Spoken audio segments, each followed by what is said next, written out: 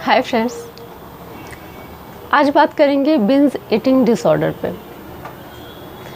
ये bulimia nervosa eating disorder की तरह ही होता है, लेकिन इसमें थोड़ा अंतर होता है बुलिमिया के तुलना में।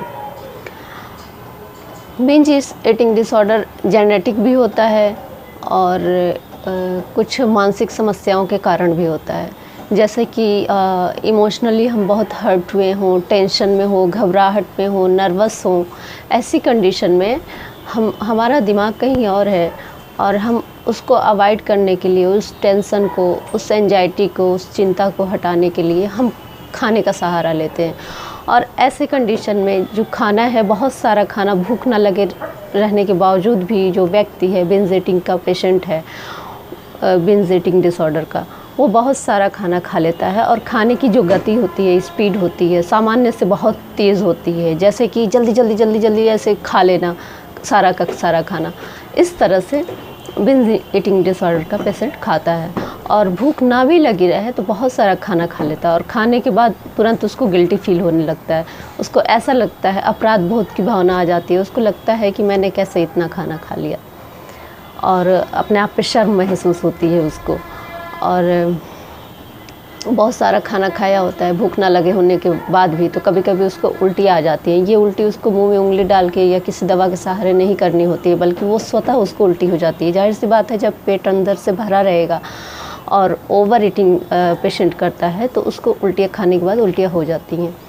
और ये इसका कारण जेनेटिक तो है ही, और बहुत कम केस में जेनेटिक होता है। बाकी इसको भावनात्मक आघात जो होता है, इमोशनल ट्रॉमा, कोई शॉक लगे इमोशनली, तो ऐसे में वो बहुत नर्वस हो जाता है या फिर उसको कुछ समझ भी नहीं आता है। जैसे कि लोग ये जो इमोशनल ट्रॉमा की कंडीशन में लोग बेहोश हो जाते हैं, और कुछ लोग होते हैं तो अंदर से एकदम नर्वस हो जाते हैं, बेचैनी हो जाती है, घबराहट हो जाती है, फिर उनको कुछ समझ में नहीं आता तो वो खाने लगते हैं।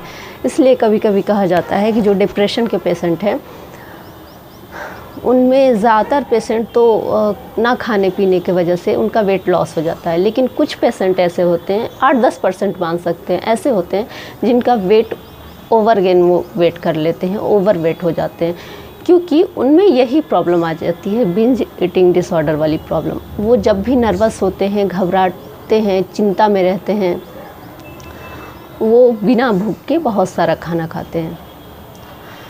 और इनका वेट, बिंज ईटिंग डिसऑर्डर वाले का वेट भी ज़्यादा होता है, क्योंकि बुलिमिया और बिंज ईटिंग डिसऑर्डर के पेशेंट में यही डिफरेंस होता है।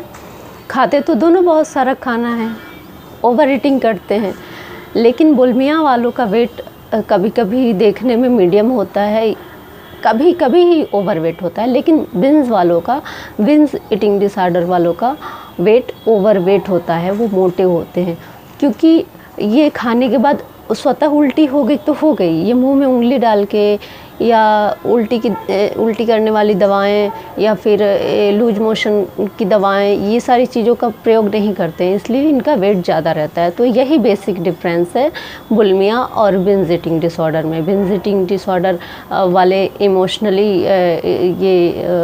इमोशनल ट्रॉमा, मतलब कि भावनात्मक आघात की वजह से या डिप्रेशन के वजह से, एंजाइटी की वजह से और नर्वस होने पे ये खाते हैं, अपने टेंशन को अवॉइड करने के लिए, वहाँ से ध्यान हटाने के लिए।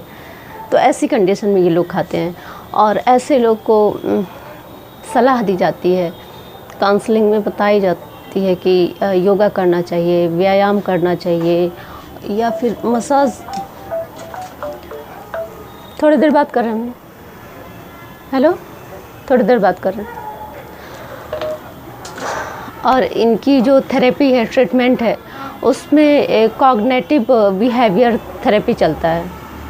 उसमें काउंसलिंग ही दी जाती है साइकोलॉजिस्ट द्वारा, चाहे साइकाइट्रिस्ट द्वारा।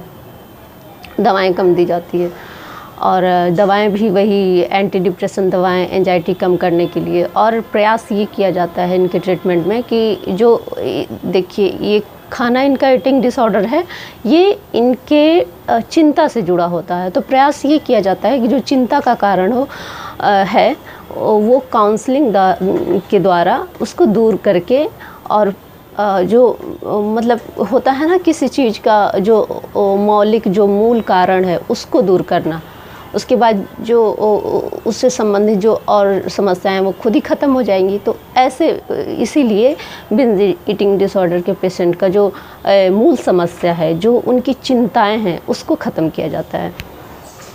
तो इसीलिए इनकी काउंसलिंग में जो भी उनकी एंजाइटी है, चिंता है, उसको दूर करने का प्रयास किया जाता है। या फिर वो नर्वस हैं, या फिर वो किसी इमोशनल ट्रॉमा का शिकार हैं, यानी कि भावनात्मक आघात, वो किसी भी तरह का हो सकता है। मतलब मानसिक रूप से ऐसे लोग बहुत परेशान होते हैं। जैसे कि अगर किसी का कोई फैमिली मेम्बर या कोई अपना उसको कोई नुकसान पहुंचा हो, डेथ हो गई हो, या फिर शादियां टूटी हो, या फिर ब्रेकअप हुआ हो, किसी भी तरह का इमोशनल जो ट्रॉमा होता है, तो फिर ऐसे कंडीशन में उनकी काउंसलिंग में उनको इमोशनल सपोर्ट दिया जाता है और प्रयास किया जाता है कि इनका जो ये इमोशनल ट्रॉमा का जो रीज़न है उसको ख़त्म किया जाए। ये ख़त्म होते ही जो बिंज ईटिंग डिसऑर्डर की प्रॉब्लम होती है, जो उनको ओवर ईटिंग, बेवजह बहुत तेज़ी से बहुत सारा खाना खा लेना, इतना ज़्यादा खा लेना कि उल्टियाँ हो जाएं, ये प्रॉब्लम खुद ही ख़त्म हो जाता है और एंजाइटी और डिप्रेशन की दवाएं दी जाती हैं।